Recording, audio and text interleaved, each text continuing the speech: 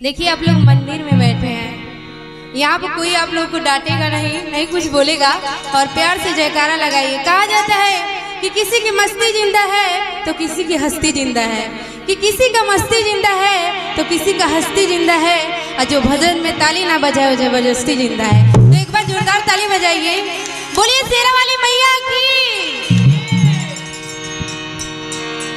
कहना है हमारी माता बहन एक गाना गाती है, बहुत ही अच्छी माता जी क्या, और उसी से हम चाहेंगे कि शुरुआत किया जाए।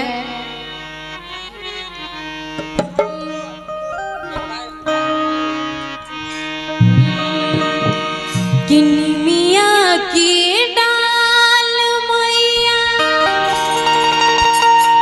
नावेले झूलो की झूली रे झूली,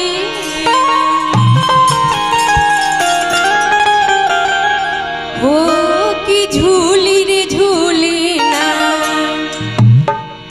कि मैया मोरी गावेली गीती या की झूली रे झूली,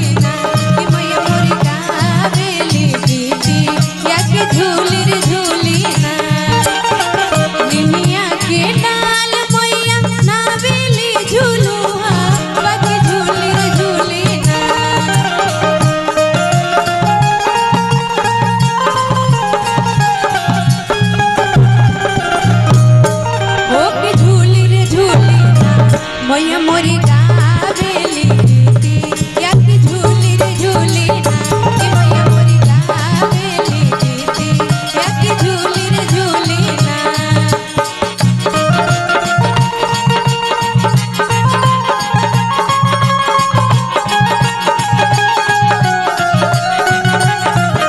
ताली बजाते रहिए मीठे मीठे।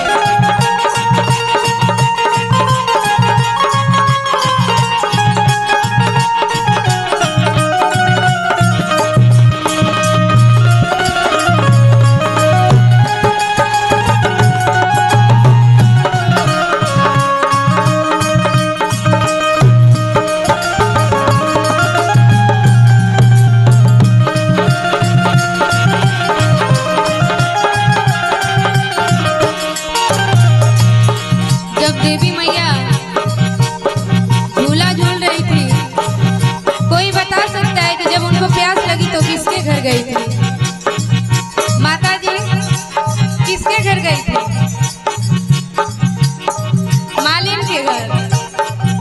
अरे ये नहीं कि गुरु जी ही नहीं, जितने लोग माँ के भक्त हैं सारे लोग हैं। एक बार जोरदार ताली बजाइए माता जी के लिए। कहना है कैसे? झूलता झूलत माई के लागल पियासी या कि चली रे भइली ना,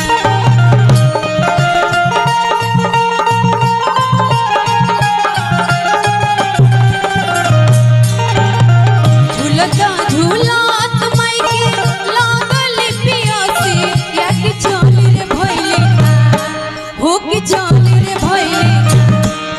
राकेश भैया यही गीतिया के हमार माता जी कैसे गावेली? कि माला होरिया दुआ देव चली रे भइली ना, माला होरिया दुआ देव चली रे भइली ना, निमिया की डाल मैया नावेली झूलुआ पकी झूली रे झूली ना।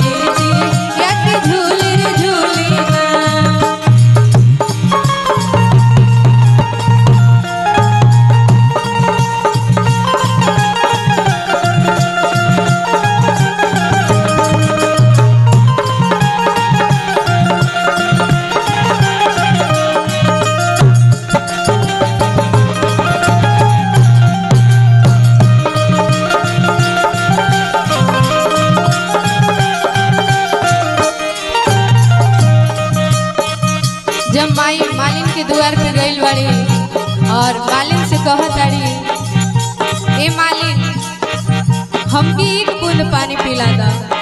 मालिन कहत अरे कोई से में